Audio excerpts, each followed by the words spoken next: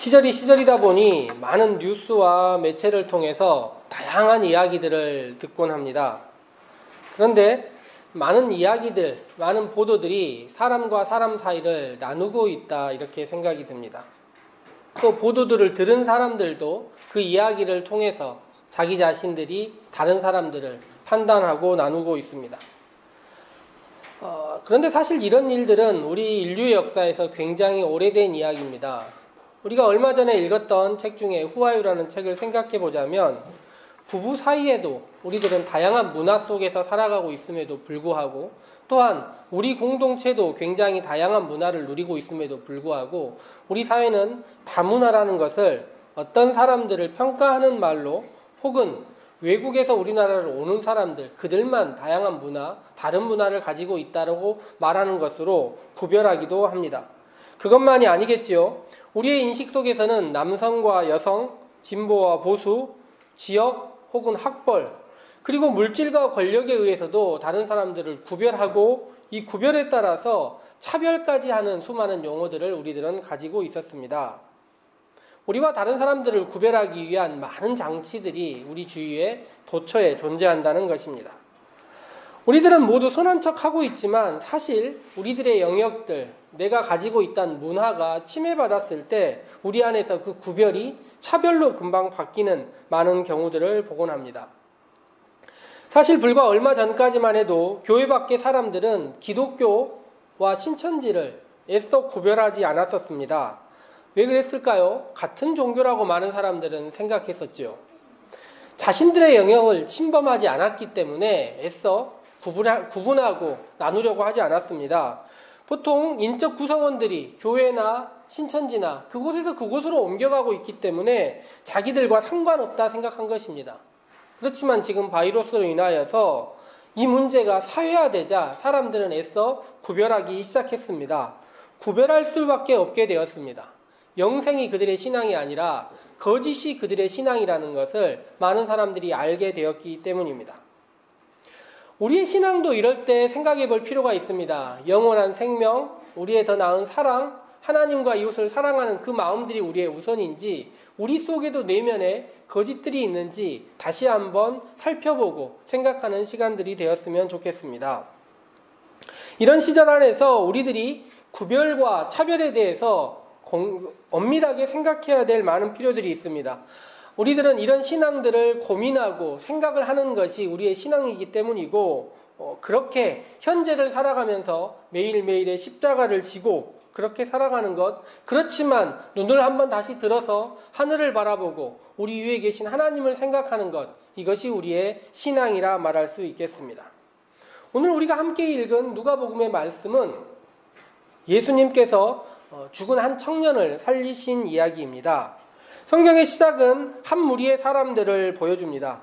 예수님은 갈릴리에서 예루살렘으로 긴 여정을 가는 여행 중이셨고 예수님의 말씀과 기적을 경험한 사람들은 예수님을 따라 함께 걷고 있습니다. 성경에 보니까 많은 무리들이 함께 한다고 적혀 있는데 이 무리들은 엄밀히 보자면 무리들과 제자들 두 종류의 사람들이라 말할 수 있습니다. 함께 모여 있지만 그들 안에서도 일부는 말씀에 한 걸음 더 다가가는 사람들이 있고 일부는 자신의 욕망이나 자신에게 보여지는 것들에 더 집중하는 사람들이 있다는 것입니다. 지난주 얘기 드린 대로 예수님은 이렇게 함께하는 많은 무리들에게 제자로서 한 걸음 더 다가와라 이야기를 하고 계십니다. 그리고 그 과정들을 하나하나 거쳐가고 계시는 것입니다. 그리고 예수님과 함께하는 이 무리들이 라인이라는 동네 한 성에 들어갔는데 성문에서 한 무리의 사람들을 만납니다. 무리와 무리의 만남입니다. 한 종류의 사람들과 다른 종류의 사람들이 만나기 시작했습니다. 예수님을 따르는 한 무리의 사람들이 있고 건너편에서는 장례를 위해 걸어오는 사람들, 죽은 자를 위로하고 산 자를 위로하기 위한 사람들의 모임이 찾아오는 것입니다. 이렇게 무리와 무리의 만남의 이야기 앞서 누가복음은 7장 앞부분에 다른 이야기 하나를 전합니다. 오늘 우리가 읽은 성경을 보면 그 후에라는 말씀으로 시작하지 않습니까? 당연히 그 후에라는 말씀으로 시작하니 바로 앞에 그 전에 어떤 이야기 하나가 있었던 것이겠지요. 누가복음 7장 앞쪽에 있는 이야기는 간단히 설명하자면 가버나움이라는 동네에 한 백부장이 있었는데 이 백부장의 종이 거의 죽을 병에 걸렸다는 것입니다. 그런데 이 백부장이 유대인의 장로들, 다른 말로 하자면 예수님과 줄이 닿을 수 있는 사람들에게 부탁을 해서 자신의 종을 살리기 위하여 예수님께서 오셔서 치료해 주셨으면 좋겠다, 이렇게 이야기를 했다는 것입니다.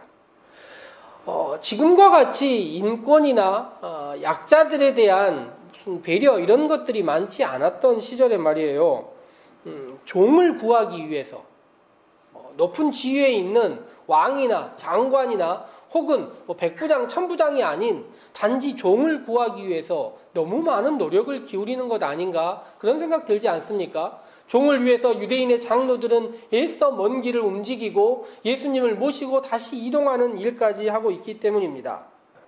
그런데 성경을 읽어보면 지금 분명히 중심이 돼야 될 것이 아픈 사람이 중심이 돼야 되는데 성경의 내용은 아픈 사람이 중심이 아니에요. 병에 대해서 어떤 병인지도 하나도 나와 있지 않고 종에 대해서 그 사람이 어떤 사람인지도 나와 있지 않습니다. 누가 나와 있습니까? 백부장이 어떤 사람인가에 대한 이야기만 나와 있어요. 즉, 이 앞에 나와 있는 이야기는 아픔을 치유하는 이야기가 아니라는 것을 우리들이 쉽게 알 수 있습니다. 백부장이라는 말은 100명의 사람을 지휘하는 군인, 100명의 군인을 지휘하는 지휘관이라는 말입니다. 단지 그런데 이 100명의 사람을 지휘해야 한다, 이 정도에서만 생각할 것이 아니라 훨씬 센 권한이 있었다 생각하면 좋습니다.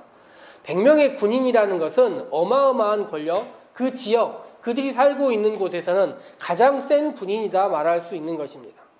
이렇게 권력을 가지고 있는 사람들은 보통 그 권력을 남용하고 함부로 하는 일들이 많았을 것인데 이 백부장은 그렇지 않았던 것 같아요. 그래서 보냄을 받았던 이 유대인의 장로들이 예수님께 와서 간절하게 부탁합니다. 이 사람의 부탁은 들어줘야 한다는 것입니다. 다시 백부장에 대해서 이야기를 합니다. 아픔과 종에 대한 이야기는 사라진 채 백부장이 어떤 사람인지 이야기를 하는데 우리 민족을 많이 사랑해주고 이 사람이 우리를 위하여 회당을 지었다, 이렇게 이야기를 하는 것입니다. 사도행전을 읽다 보면 경건한 헬라인이라는 용어가 나옵니다. 즉 사도 바울이 전도하러 다녔을 때 헬라 지역에서 신앙을 가지고 있는, 즉 하나님에 대해서 좋은 마음으로 회당과 말씀을 들으려 하는 사람들이 있었다는 것입니다. 이 사람들이 돈과 권력이 있었고 타 종교에도 관대한 마음을 가지고 있었어요. 그런데 이 사람들을 참 많은 사람들이 배려해 줬습니다. 이방인이라면 질색하던 유대인들이 그 사람들을 위해서 움직이고 그 사람들이 회당을 짓는데 돈을 많이 냈다는 이유로 회당 앞에 표지석 같은 거 만들어서 이방인들의 이름을 기록해 줬어요. 지금까지도 그 이름들이 남아 있습니다. 이방인이라면 질색하던 그 지도자들, 장로들도 권력 앞에서, 물질 앞에서는 어찌 보면 순한 양이 되어 있는 것 같습니다.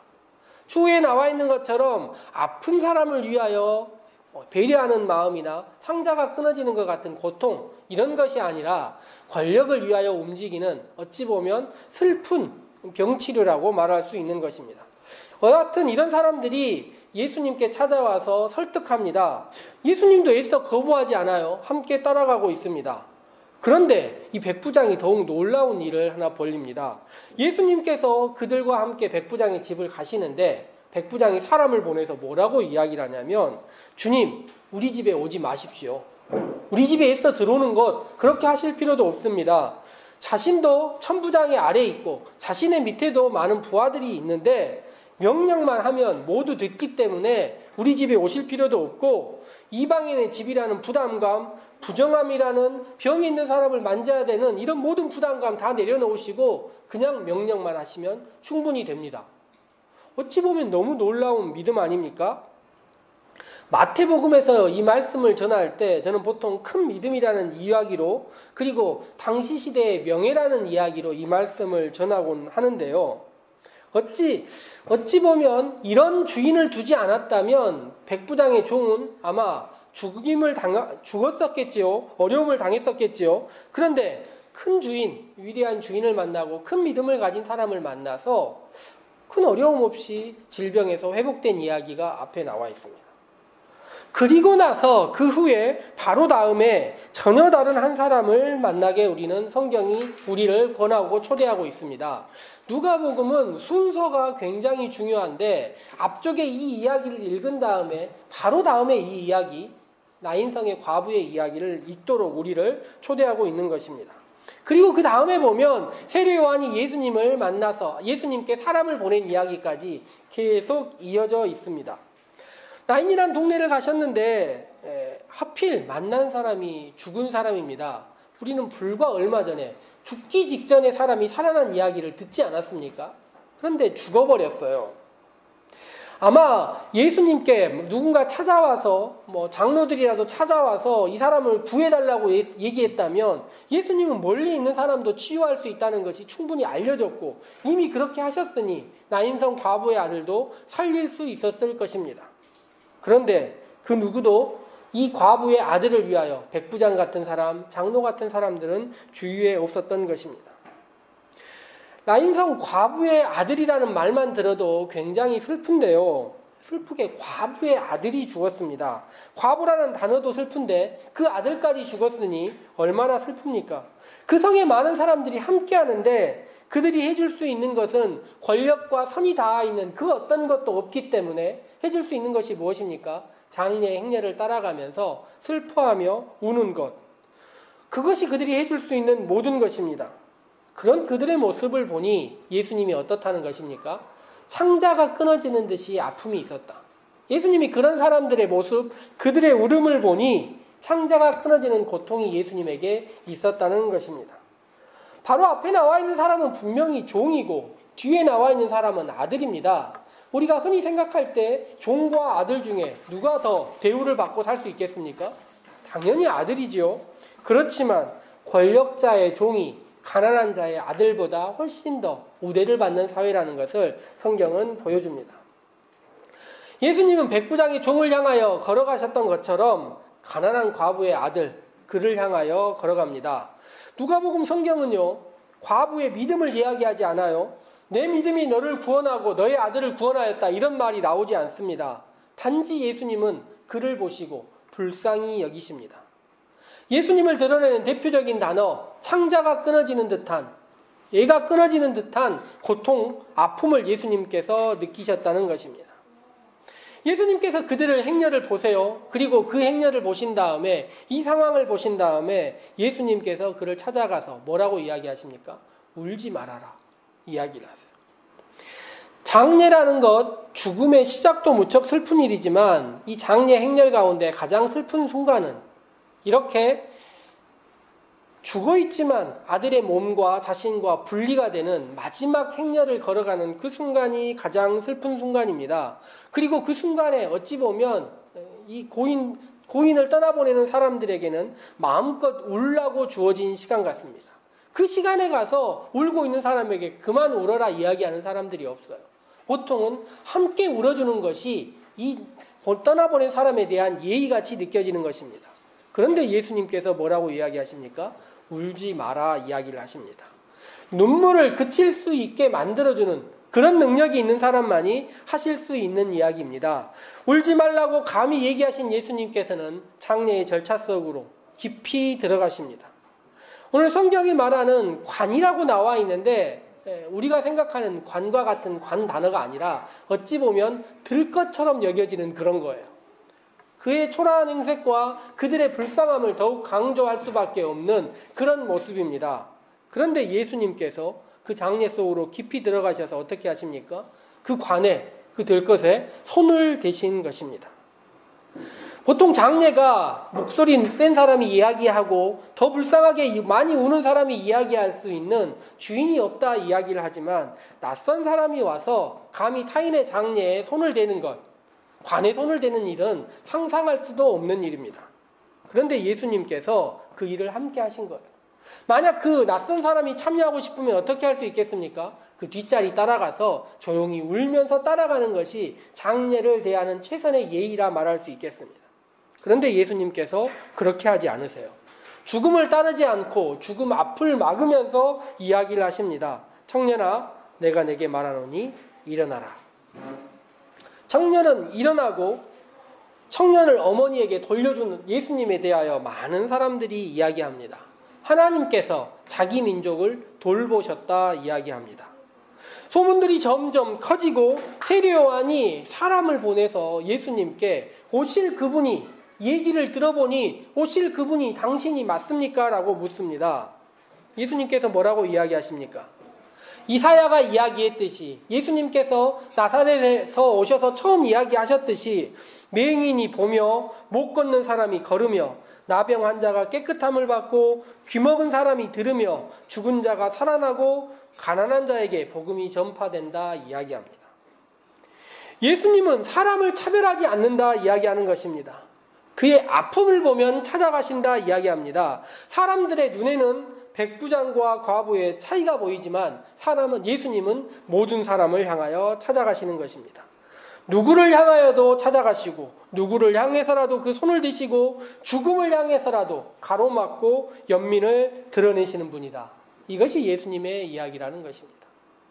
성경은 이렇게 두 가지 이야기, 그 이야기를 우리에게 차례대로 보여주면서 예수님이 어떤 분이신지 알려줍니다. 최근에 우리 사회에서 일어난 일들을 사실 다 말할 수도 없고 제가 모두 알지도 못합니다. 그렇지만 가장 슬펐던 일 한 가지를 이야기 드리자면 이번 바이러스로 인하여서 한 정신병원에 있는 많은 환자들이 집단으로 죽임을 당한 것입니다. 우리가 슬퍼할 겨를도 없이 우리 한 몸 건사하기 바쁠 그때 그들은 죽임을 당했습니다. 정신병원이라는 것 우리가 잘 알지 못하지만 차별과 차별을 당했던 사람들이고 누가 자기들을 감염시켰는지도 모르는 채 그들은 감염되었고 결국 죽임을 당했습니다. 이야기를 들어보니 서울의 확진자들은 누가 확진이 걸렸다는 이야기만 들으면 그들의 신상에 대해서 모두 알려진다. 어디 살고 어디 직장 다니고 무엇하는 사람이고 자녀들이 뭐하는 사람들이라까지 다 알려진다 이야기를 들었습니다. 그것도 공포스러운 일이지만 정신병동에서 병에 걸린 채 갑작스러운 죽음을 당한 이 사람들은 도대체 그 사람들이 누구인지 어떤 사람들인지도 알려지지 않은 채 알지도 못하는 사람의 죽음처럼 이슈도 되지 못한 채 죽어버린 것입니다. 알지 못하는 사람의 죽음으로 끝나버린 것입니다. 저는 예수님께서 지금 이 땅에 계셨다면 맨 먼저 찾아가실 곳이 그곳이 아닌가 생각해 봅니다. 그들의 믿음이 있느냐 없느냐 이것을 찾아보시는 것이 아니라 가장 우리의 마음을 아프게 하고 예수님의 마음을 찢어지게 하고 그 마음 가운데 고통을 줄 그곳을 예수님이 찾아가실 수밖에 없다는 것입니다. 삶도 차별이지만 죽음까지 차별적으로 주어졌던 그들을 향하여 찾아가시는 것, 그것이 예수님이 하실 일이라는 것입니다. 마땅히 그렇다면 예수님의 제자된 우리의 할 일은 무엇이겠습니까? 예수님께서 우리에게 원하시는 것이 무엇이겠습니까? 우리가 우리 한 몸을 잘 건사하고 우리의 신앙을 지키는 것도 중요하지만 우리 사회에 차별을 받고 알려지지 못한 죽음을 당하고 알려지지 못한 채 고통을 받고 있는 그 사람들 우리의 눈으로 바라봐라 이야기하는 것 아니겠습니까? 우리가 그들을 살릴 수 있는 것은 아니지만 우리의 마음 가운데 연민을 갖고 불쌍히 여기며 그들을 위하여 기도하고 우리 공동체가 그들을 생각하는 것만으로도 제자된 삶이 무엇인지 우리에게 알려준다 말할 수 있겠습니까? 알 수 있겠습니다. 우리가 할 수 있는 일, 연민을 갖고 그들을 향하여 기억하고 그들을 향하여 기도하는 일, 이것이 이 아픔의 시절들, 고통의 시절들을 보내는 제자된 우리 산림교회 성도들이 할 수 있는 일이 아닌가 생각해 봅니다. 다 함께 기도하도록 하겠습니다.